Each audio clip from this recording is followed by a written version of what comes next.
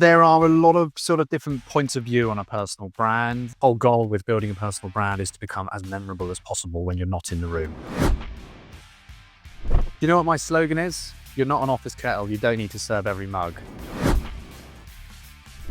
And that's why, with AI coming to the forefront, those that are going to succeed are those that are going to use AI to humanize themselves even more.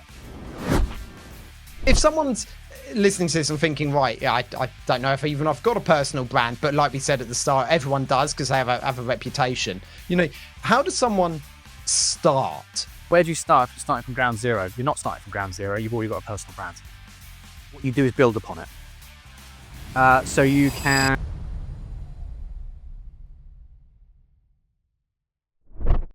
Hi, Ben. Welcome to the show today. Let's start just by, I suppose, asking your why. Why do you do what you do? You know, why are you the person you are? You know, give me some context. So today in my current guise, I am a personal branding guy, and I help founders that are invisible online, but that have great personalities offline, translate that amazing personality into an online personal brand. Why do I do what I do? Two main reasons. Firstly, I hate being hate being employed. Sorry, I love being self-employed. And the other reason is I ran a previous business in my early 20s for 4 years. We might come back to it. I won't give you the full story now, but it took about 12 months to get off the ground. And then I unintentionally built a personal brand out of frustration for wanting to pay the rent. And for that first 12 months, I really struggled, and I took advice from people that probably shouldn't have taken advice from, but at that age, you don't really know no different. You Right. don't really know any different, sorry. No different. And so I want to be that person that I wish I had starting out, for people that are looking to build magnetic personal brands at any stage in their life. I love that. I mean, let's define sort of a personal brand, because I think lots of people, when I speak to them about a personal brand, they're like, "Oh, I don't want to be an influencer," and it's like, no, we're not talking about that. You know, it is. Yeah, well, no. Rather than give my description, what do you say a personal brand is, and why is it important? There are a lot of sort of different points of view on a personal brand. Daniel Priestley, guy that's very influential, written a few books. Don't know whether you know him. He calls it like the key person of influence. Mm. That's his take on it.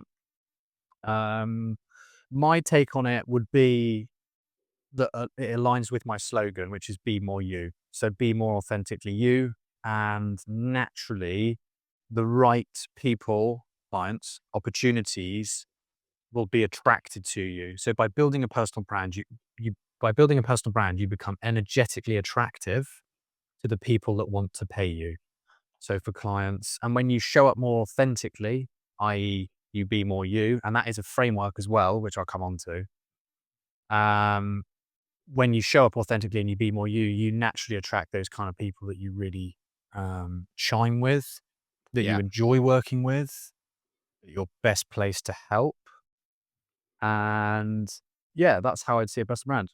There are many, as I say, many different points of view. Like, you don't, do I have to be an influencer? No, you don't. You just need to show up relatively consistently and be known for something. And the easier that you can explain that and the more memorable you become, then the stronger your personal brand. Please remember that everyone has a personal brand, even your gran, right? Yeah. A dog has a personal brand. It's It's your how you'll remember. reputation, isn't it? It's It's your it's reputation. what people think of you, I guess. You know, and you're able to then influence what people think of you by positioning yourself as an expert in whatever it is. But there was one really key point you said in there of the be more you, because it's not just being an expert in your field. Actually, by being more you, rather than just trying to please everyone, and you end up working with clients who maybe you rub each other up the wrong way, because we all have personalities, don't we? And it would be bizarre if everyone liked everyone. It just isn't the case, you know. So, or maybe likes a bit of an unfair word, but you know, would there's some people you could tolerate for a quiet drink, and then other people you'd want to go on holiday with and spend 24 hours a day with. And I guess it's finding those people. Do you know what my slogan is? You're not an Go office on. kettle. You don't need to serve every mug. I love it. I It's love it. slightly polarizing. It's memorable. It's funny, and it stands for what I stand for. And someone put a post out the other day about not being everyone's cup of tea, and that was literally the word someone used when they recommended me to their friend and said, "You should speak to Ben. He might not be your cup of tea, but I think you should speak." Mm. And my reaction to that when I heard that, when the person that was recommended to me actually spoke to me, I was like, bingo, because that's exactly what you want to hear, because you don't want to appeal to everyone. As I say, you're not an office kettle. You don't need to serve No. every mug. You just need to appeal and appease the people that actually align with you, understand your value, you get along with, especially if you're a service provider. You're going to be working with people on quite a close basis, like a regular basis. You're going to, if grate each other up the wrong way, then, that relationship's not going to be very effective. You need them in a way to be your friend, a mate. You need to be able to get along with them. So a big, really important key thing for me is, if I'm considering taking on a client, because I don't work with everyone, and I think that should be everyone's attitude, um, is do we chime? Do we get along? So I have coffee chat calls. I spend at least 30 minutes, well, I spend 50 minutes just getting to know them and asking them questions. And if at the end of it, I'm like, oh, no, I'm not the right person, or we don't get along, great, fine, so be it. Yeah. You're not meant for me. What's for you won't miss. Yes. Yeah, and I guess for people to be able to get their head around this and do this, does it unlock a bit of fear in people to actually be fully authentic? Because I think where over the years we've seen, whether it was tabloid newspapers back in the 90s, like expose stories coming out with these people whose public image was all shiny and clean, and actually, their personal life was slightly Yeah. different. What you're Yeah. saying is actually be authentically you Yeah. from the outset. Yeah. The challenge I tend to see, and the reason, so, part of the reason people approach me, this is not the whole reason, but part of the reason, the type of clients I typically work with are those that are hiding themselves online because they are, and I get this because I went through this, they're ingrained, I wouldn't say brainwashed, but they're ingrained with this attitude of, I must say this and I must look like this. And having worked in corporate, which was actually quite a lax job, we could wear what we want and but we had to say certain things, we had to act a certain way. My last business was a franchise, so I had to toe the line with that. They didn't tell me what to wear, but they did definitely tell me what to say, Yeah. especially online. And so you've got these handcuffs on you, and people, I've never used this analogy before, but people will carry those handcuffs into self-employment, Mm. when they become founders. That's a really good one, actually. I'm gonna write that down. Actually, this is Yeah. recorded. But it is though, isn't it? Yeah. Yeah. We're used to what we traditionally know, because so many people who start a business have worked in a business, prior to that, and had a boss and had someone telling them. And quite often, if it was, a corporate or a large chain, we're used to, you say this, you do this, you wear this is Yeah. how we do. Even And then school. even school, because in fact, it's ingrained from us from a very young age. And I've had this Exactly. conversation Yeah. before of we learn very quickly as children how we get praise. Yeah, because everyone wants to be praised, certainly kids, so they learn what to say and how to act to get praise from a teacher, from, some other adult, someone they look up to. And then as adults, we almost think, well, if I say that, people will like me, even if I don't agree with it, or it's not really the way I would talk. Yeah. Well, I'm keen to ask you, have you ever found that you've been sat there writing a LinkedIn post, or maybe even you've done video content, you do great video Yeah. content. Have you ever found that, "Oh, I might not say that, I might not do this," which is your typical behavior offline when you're not in the public eye? Have you held Yes, parts of you back? yeah. I think the simple answer is yes. Yeah. I would say that actually I sometimes hold things back even offline as well because I'm a recovering people pleaser, as I often say. And there's been times when I've been speaking to people, they've inquired for some work, and I'm trying to help because I'm trying to be nice, and part of me sort of thinks, this isn't a good idea what you're doing. I personally don't think it's going to work. And actually, I should say that rather than, well, you could do this, you could do this, or pass them to someone else who would be better suited. But yeah, there's certainly been times when I think I, it's getting that negative feedback. And I think as soon as you become comfortable with not everyone is going to agree with you, and in fact, that's almost what you want to aim for, then it becomes okay. But until you get to that point, and I've seen it with people who put a post out and they start getting negative comments, and even though, in fact, quite often you get, 100 good ones and two negative, and then suddenly those two negative you put on that pedestal and that's it. It's going to ruin your entire week.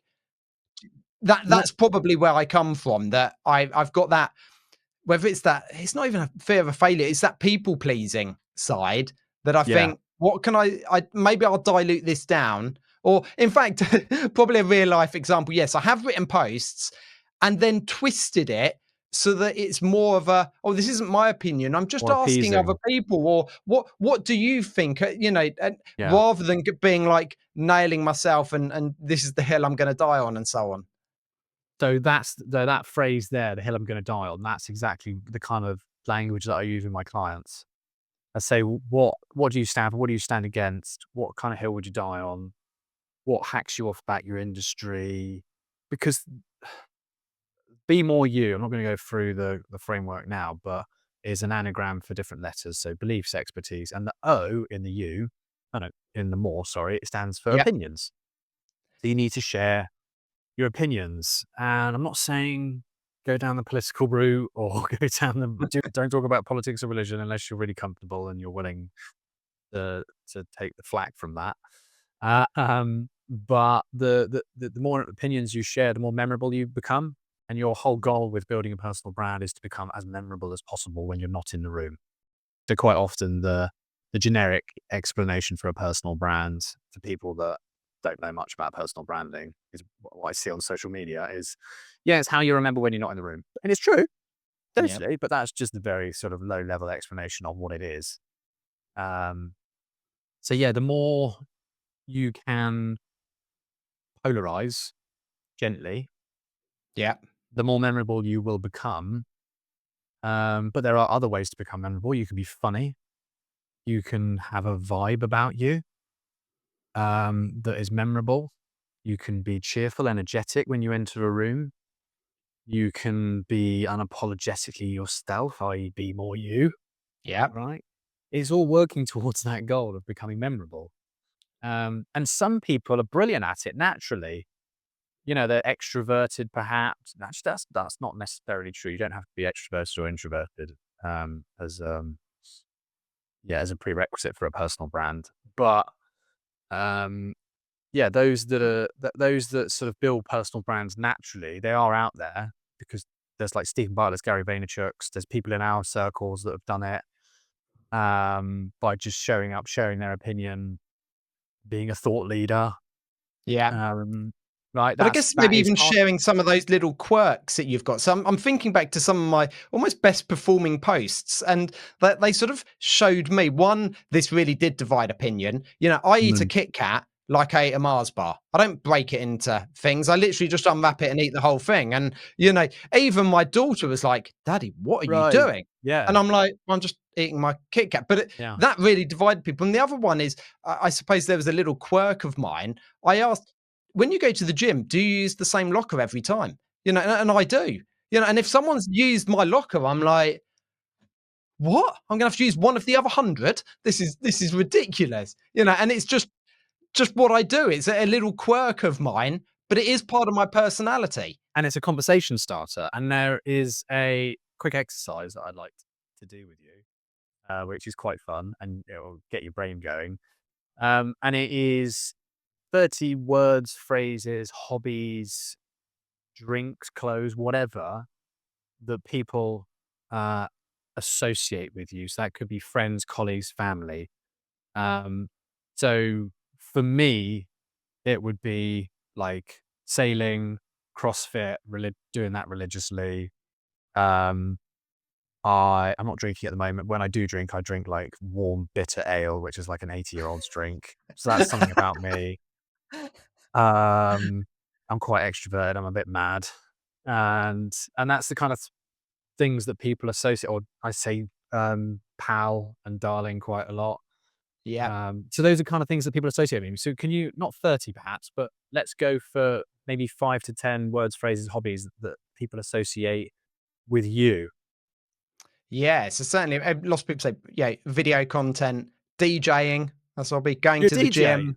Yeah. Yes, I mean, I used to be a full-time DJ. That was what I did early 20s. I spent a couple of years abroad, Is and that I what you're still doing in DJ a Greece? little bit now. Yeah, when I was in Greece over there, DJing. And yeah, and even since then, I've worked in nightclubs all over, and then private parties and corporates and weddings and all sorts. And I still DJ occasionally now. I sort of joked with someone the other day that, you never actually retire from being a DJ. No. Once you're a DJ, that's it for life. Yeah. So yeah, music, all of those little bits. I've done music production and things like that. But also I've got quirky little interests like fireworks, and I'm in Sussex, so Sussex bonfire, so celebrating November the 5th. You're a These are pyromaniac. really well, yeah, potentially. Yeah, I think some people would probably describe me as that. I've gone abroad to like firework festivals off to Valencia and things like that. Yeah, so specifically Right? gone to Valencia to see fireworks. Have you Um, talked about that in your content or in your messaging at all online? Not massively, but That's a actually it's pretty a cool thing to talk about. You're an yeah. explosives expert. You could put it like that, Yeah. right? I Yeah, think, it is finding those little things, because it's yeah, often said in, I can't remember which book, but it was a sales book. And it was basically trying to make a connection with something, finding something you've got in yeah, common with someone as soon yeah. as possible. And I guess this is almost reverse engineering it. So rather than meeting someone and then trying to find something you've got in common, by putting it out there, people can be like, oh, I've got that in common with them. I think I'd like to work with them. And you become magnetic, I think was the word that you used. It's what makes you different. The Mm. bit the more you can differentiate yourselves from other humans online, you are different anyway. I'm not saying everyone's the same, because they're definitely not. And that's why with AI coming to the forefront, those that are going to succeed are those that are going to use AI to humanize themselves even more. So Daniel Priestley says that, and he's putting this out quite consistently now, you've got 2 years to build a personal brand before the market's flooded with personal brands, and there's just too much going on.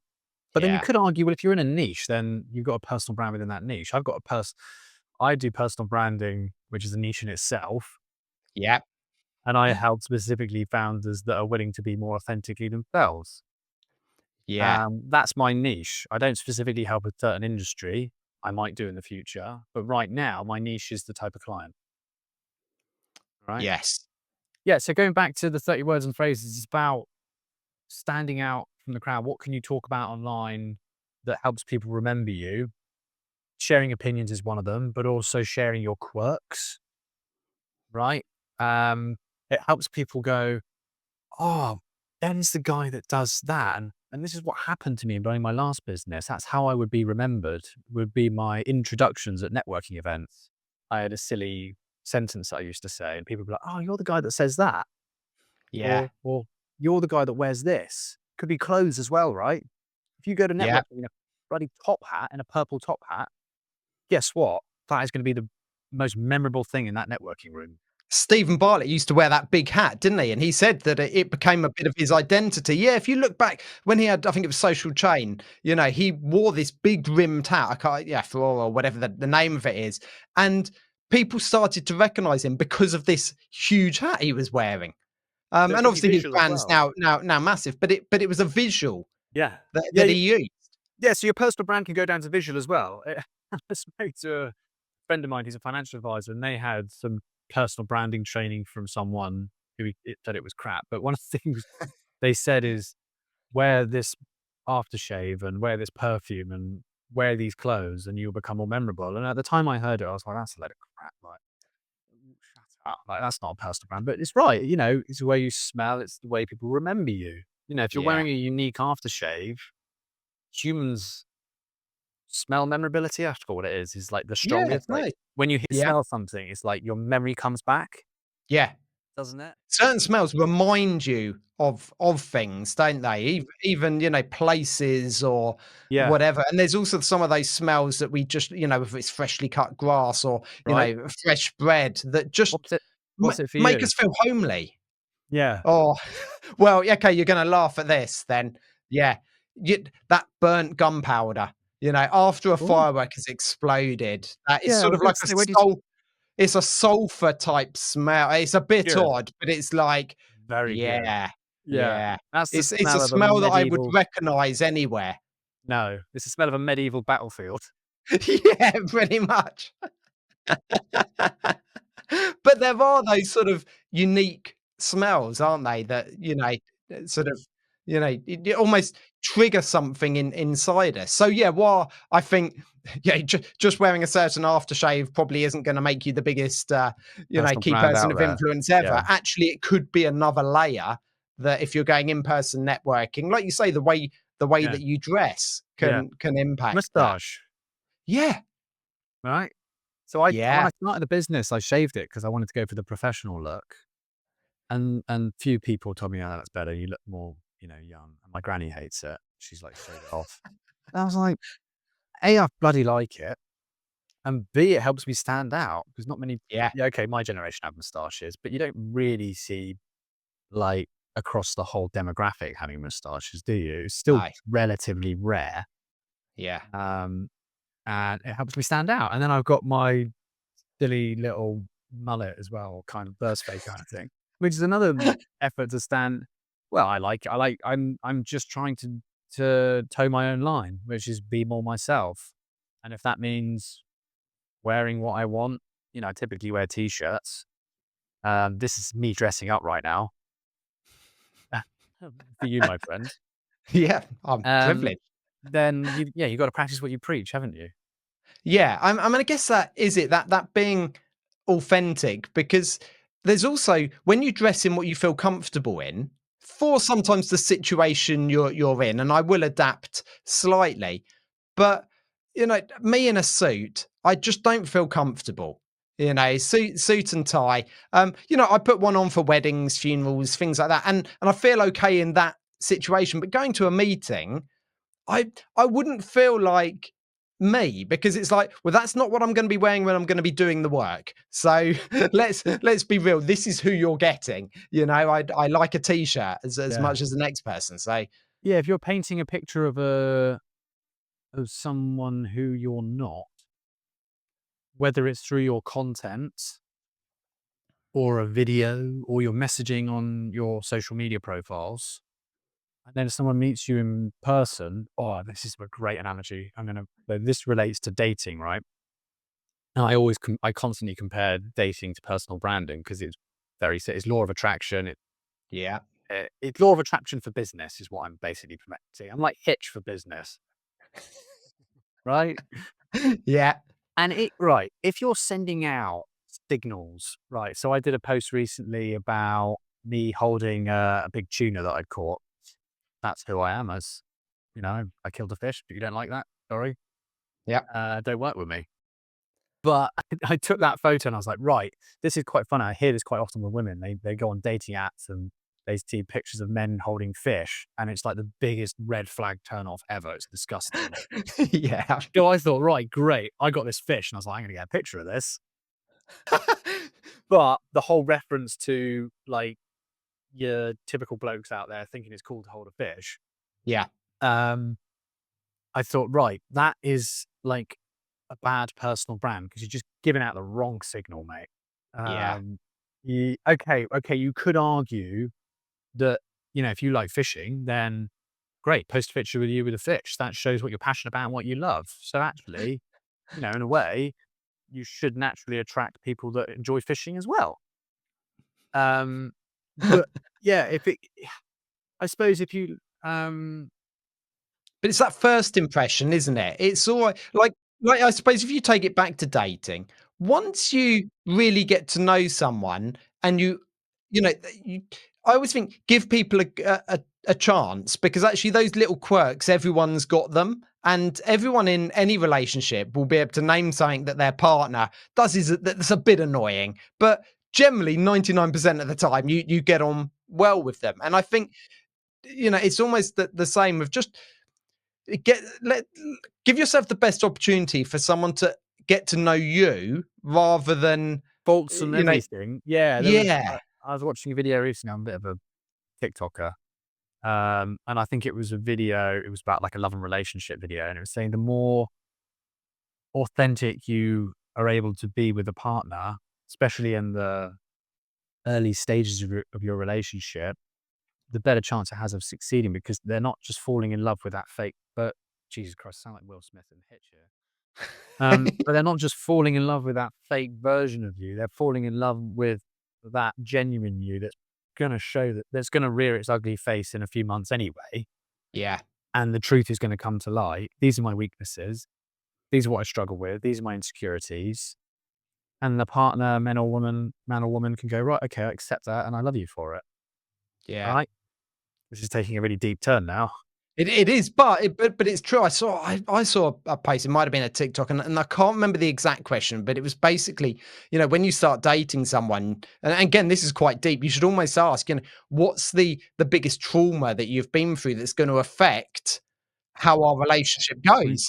And I was like, I probably wouldn't do that on a first date, but I understand it because we've all got stuff from, childhood, previous relationships that are going to carry on into this relationship. And when it comes up in 6 months' time or a year's time, you almost want someone understanding it. So, yeah, I guess being authentic from the start, letting people know some of your little quirks, Yeah. it And enables people to get to know the real you. yeah, and for your listeners that are here for business, let's take it back to business and how it relates to business. So if you're showing up authentically online, you're sharing your opinion, your beliefs, your value, your quirks, what you stand for, what you stand against, your experience, your expertise, and you're giving that opportunity for potential prospects to get to know that authentic side of you. So nothing's going to come out of the woodwork later on, especially when you're working so close to them on a one-to-one basis. So, for example, you're a coach, you do genuinely are going to need to get on with someone.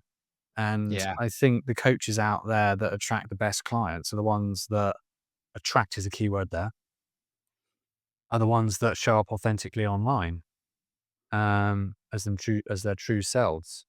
So that's how we take the the authenticity of dating back to business. Just to summarize that for your listeners. Yeah. I mean, if someone's listening to this and thinking, right, yeah, I don't know if even I've got a personal brand, but like we said at the start, everyone does because they have a reputation. How does someone start with this? Yeah, what's a good exercise that 30 things? Because actually I'm gonna do that. I really like that. Is that the first part? And then would you say start creating posts around some of those and then trying to link it back in with some of your business? I mean, what's the ratio between posting about a sales post and Yeah. I did this at the weekend? I don't have any magic I don't have any magic formula in terms of like, here's a content calendar, you should post a personal post and then an expertise post. I don't really go down that route with my clients. I sort of let it evolve naturally and what they feel comfortable with and what their audience feels comfortable with. Because if Yeah, you it's not I suppose it's a typical phrase, not one size fits all approach. Okay, so going back to your first point, you mentioned about I'm not sure if I have a personal brand, and I said everyone has a personal brand. Here are some yeah, indicators that you have a personal brand. You've been recommended a client to work with. Someone's recommended you. You should go. You should seriously go and speak to Matt. yeah, Right? You've been recognized, not as like an influencer or a famous person, but someone's approached you at networking. This happened to me a couple of times, not a crazy amount with my last business. They'd be like, "Oh, you're the private healthcare guy." That's what I was back in the day. yeah, Mm, mm, what else? could there be as an indication? You've been invited onto a podcast. Ching. Ta-da. Yeah. Right? So as soon as you invited me onto this, I was like, right, that tells me that my personal brand is working well. Yeah. There are indicators. There are many indicators.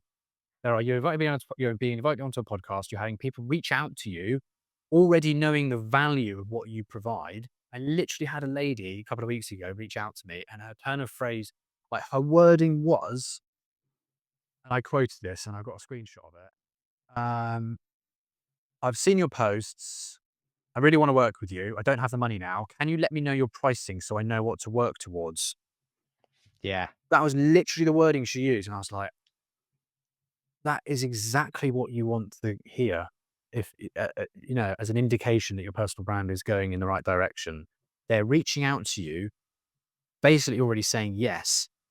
You don't need to convince people to work with you. You shouldn't need to convince people to work with you. Hard sales tactics should be put in a box and sent back to the 80s, Yeah. right? It's the law of attraction. You attract people that are meant for you. Yeah. When you're sat on a sales call, I don't do sales calls because I don't convince anyone to work with me. I do get to know calls because it's a partnership. I might not want to work with you. Sorry. No. And I know it sounds privileged, and some people have told me in my personal circles, family and friends, you've got to be very careful when you're taking advice from them, or listening to advice from them. Don't you want to work with everyone? No. My granny, bless her, she's got a good experience in business, and she's not, she's switched on. So why are you pushing people away? Why don't you want to work with everyone? I was like, well, 'cause I'm not a good fit for them. I might not be a good fit for them. Why? Yeah. Why do right. Sorry, blabbering on there. So where do you start if you're starting from ground zero? You're not starting from ground zero. You've already got a personal brand. What you do is build upon it. So you can get clear on the using, there's a drop here, my Be More You framework. Yep. And it's an anagram, right? So the B stand, if that's the right word, I never know if that's the right word. Someone correct me, reach out to me if that's wrong. B stands for beliefs. What do you stand for? What do you stand against? You need to get clear on that. What pisses you off about your industry? Next one is E, experiences. What unique experiences have shaped the person that you are today? We talked about this at the beginning, Yeah. your why. I lost my first business at 25. I've worked in super yachting. I don't know, times in school when I was bottom of the class that made me more determined to get to where I am today. Yeah. And actually, Whatever it is. Yeah. Yeah. yeah, moments for M. And that's like, Mm. suppose it relates a bit to experiences, but more like behind the scenes, what's been going on day to day. Show us a little bit behind how you do what you do. O is opinions. So get clear on your opinions. Full stop. Yeah. Yeah. Yeah, what really hacks you off about certain things, or do you not like the way certain people do certain things in your industry? I suppose it doesn't have to be like things you hate and dislike. A bit terrible to say, but it does help you become more memorable and polarizes ever so slightly. Yeah, Um, it's having an opinion, isn't it? yeah, And, and a belief, because we all have them, even in business. You said there, they sort of, sales, those hard sales tactics, they need to go. But I've also heard other people, this is how you run a sales call. You need to do this. You need to uncover pain. You need to, enhance it and really drive down in. And people will sit on one of those, and I'm probably slightly in the middle. Whereas quite often, when you're selling a service, if people don't really understand what it is, you have to sort of explain, well, have you got this pain point? yeah, Okay, this plugs that. yeah, yeah. Give So it. yeah, Give us one of there's your a balance. opinions in business. Something you stand Well, for. yeah, I really am strong on reframing what success is. Okay. What And does it look like? success is waking up in the morning and feeling happy, and wanting to go to work. Yeah, And I sometimes think, I've got nothing against the monetary rewards, and in fact, I'm actively trying to earn more money, but I don't want that to be at a detriment of being able to go to the gym in the morning. So, I've got two young daughters. I went to their sports day. I went to the end of year service. I went to those. You know what? another 100 quid isn't going to make me miss that, or 200 No. quid, or, like, because that's more important to me. And it's the things that they're going to remember. So as long as I can still survive, I have missed things because I'm away for a couple of days filming and I couldn't go to something. And the kids understand that. So I'm not saying put your entire business life on hold so that you're there Yeah. 24/7 for your kids. There's always going to Yeah. be a balance, Yeah. I but did a post the finding other where that is. yeah, I did a post the other day saying, it was about networking and why are you still networking 2 years into your business? Because by that point, your personal brand should do the heavy lifting. And my quote with that was, saying I'm so busy right now is not a flex, you moron. You know, oh, are you too busy to spend time with your kids? Are you too busy to, Mm, spend time with your partner? yeah. It's not, I used to hear it all the time when I was it stuck with me when I was networking in my early 20s, face to face networking, lots of it. And I'm like, wow, do you think that's like are you showing off? Are you just managing your time really badly? It is used as a Like, flex, and I've been guilty of it myself. I once made yeah, the joke. Someone said something like, they had a full-time job. They're working, and they said, I work, 38 hours a week or 37 hours a week. And I yeah, just went, oh, I'd love to be part-time, you know, indicating the fact that actually at that point, I was in the office by 7 and I wasn't leaving till 6:30, maybe even 7 again. I was doing yeah. 12-hour days. We do, but Um, we do. and I wore it as a badge of honor. Yeah, we're Now my terrible badge of at it. honor is I went to the gym this morning, Yeah, you know, we're and terrible actually at I didn't this. start work till 9:30. It didn't Yeah. matter. Self-employed people are terrible at that. We look down upon people that are employed, and it is terrible, and I know it is, but, the shit that we've had to go through. Sorry, but yeah, it's been tough as shit. Right, sorry, so the next one is R for Romeo, Yep, results, and that's about showing a bit of social proof. It's not about saying, "Look how great I am," and I learned this technique when I did executive recruitment. It's about other people saying it for you. yeah, So my clients tend to tell me dot, dot, dot, or here literally is something that someone said about me in a testimonial. I do find the old testimonials a bit old fashioned and stuff, but yeah, there's no harm in, I think what you should do is, especially if you're working one to one with clients, is constantly be checking in with them, right? What's going on? What have I helped you solve this week? Or what have we talked about this week? What realization have you had this week? And then you'd be taking those nuggets and sharing them. Because if you get a yeah, testimonial at the end of working with them, it's like, right, well, there's one piece of content. I suppose you could break it down. But also it's a great way to just get feedback throughout the life cycle of you working together.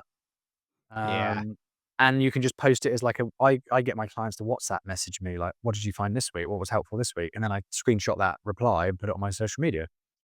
Every single week I've just got stuff going out. To back me up and to back up my credibility, right? yeah. Yeah, And you're the next proving it, E aren't you? is expertise. Yep, What are you good at? What are you bloody great at? What value can you provide to people for free to build trust? Because building trust is honestly the big thing about personal branding. yeah, Building just before you have that conversation, having people reach out to you like, I want to work with you. How much do you charge? Not yeah, even wanting to sit down on a sales call or get to know call. But even those kind of people, I would want to sit down with them because I might not be best placed to help them. My content's done a lot of the heavy lifting for me because it's sort of talked about what my process looks like, how I communicate, how I typically work with people. So by that point, they should be at a stage where they're like, okay, I'm really rough, good idea of how Ben works. You still want to be jumping on a call with them yeah, just to check. Um, yeah. and That you're not getting catfished as such, yeah. well, yeah, To you take it back will, to the old dating analogy, yeah. but we've all kissed frogs. I'm sure you have as well. I I know have, exactly what you mean, yeah. right? You probably Yeah. don't want to say it. Well, go on, say it if you feel comfortable. Well, yeah, I mean, we've all been bitten, haven't we? Whether it's, Mm. whether it's in yeah, personal life or business, where I mean, again, I guess getting bitten with clients, I've met people and they give it all the talk, and yeah, we're cash rich, and we want this work done, and we're a great client, and then you do the work, you send them an invoice, and they ghost you, and you're Yeah. like, what? What's gone on here? I misjudged that, and it is, Uh, yeah, I know, and it does happen. And don't believe me, I've kissed many frogs. What you can do is go back. and this shouldn't sound fluffy, is just go back and look at the kind of output you're putting out into the world. Like, does your Mm, messaging clearly demonstrate, or does it clearly illustrate what you stand against? yeah. So if you go to my about section on LinkedIn, I've got 3 bullet points on there, people I don't want to work with, right? And then it filters them out because it just tells them to bugger off. And it Yeah. also helps people to go, "Oh, Ben knows his worth," right? Yeah. Whereas I think people coming into business, um, just try and work with anyone and everyone, Yeah, and it and doesn't work. you can get bitten in the arse big time. Yeah, Oh, and I have a lot of conversations about cash flow and things like that, and that's conversations for another podcast. But I do now. I'm very clear what my payment terms are, and I've regularly had it where business said, "Oh no, actually we pay on 60 days." I'm like, okay, well no worries. What I'll do is I'll drop you the invoice now, and then once you've paid it, then I'll get started yeah. because I'm not doing the work and waiting 60 days. Yeah, Well, yeah. funnily enough, they seem to be able to turn it around that week. Then Well, put it's that in like your if you want messaging, and then to. you're saving yourself that Yeah. conversation. Yeah, the deal is, I'll do the bit of work, but, I Yeah. wanna be paid within 7 days. Yeah, If you yeah. can't reach that, let's discuss how we make it work for Yeah. both of us. But But it's not there these are my terms. yeah, You yeah. might go, "But these are our payment terms." Well, no, no, sorry, that's not how it works. I don't you don't set I don't go into Tesco's, take my food and go, "Oh, by the way, I pay people, 30 No. days later." Like, they're like, "No, no, no, you pay for it as you leave." Okay, well, that's your process. I have to if I wanna buy something from Tesco's, that's what I have to do. Use And that it's the same. analogy. So I want you to write a Yeah, post. I want you to write a LinkedIn post that starts with, "You don't go into Tesco and say, 'Can I pay in 60 days?' So why would you?" I reckon that post will do really well because there'll I'm be a gonna lot of do that people that today. resonate with that. Yeah, And in fact, I think someone done it like a few years ago. It does ring a bell, but I want you to do it in your own words.